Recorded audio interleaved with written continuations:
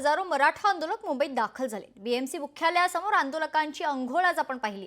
सरकारने कुठलीही सोय न केल्याचा आरोप आंदोलकांनी केलाय। तर शासनाने आमची कोणतीच सोय न केल्याने आम्हाला हे करावं लागत असल्याचं आंदोलक दत्ता टाकळकर यांचं म्हणणं आहे। त्यांच्याशी बातचीत केली आमचे प्रतिनिधी उमेश करंजकर यांनी।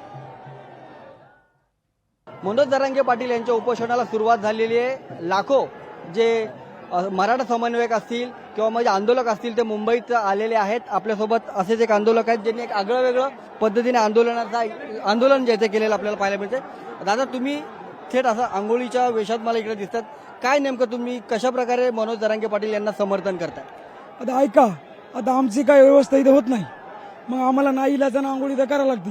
आम्हाला काय हौस आहे काही आंघोळ करण्याची? खरं सांगा, आम्हाला जर हौस असली त्या पाण्यात काय आता मिस केलं मला माहिती आहे काही, तरी मी त्याच्यामुळे समर्थक केलंय।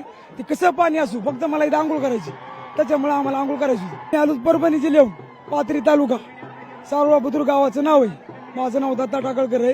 आम्ही तिथून पिकअप न आलेलो आहे। आम्हाला 3 दिवस झाले। आम्ही 2 मुक्काम केले। एक मुक्काम आमचा येण्याच गेला, थांबत आलो। आम्हाला व्यवस्था झाली नाही म्हणून आम्हाला इथं आंघोळ करावं लागली। जोवर आश्रय भेटत ना तोवर आम्ही जाणार नाही।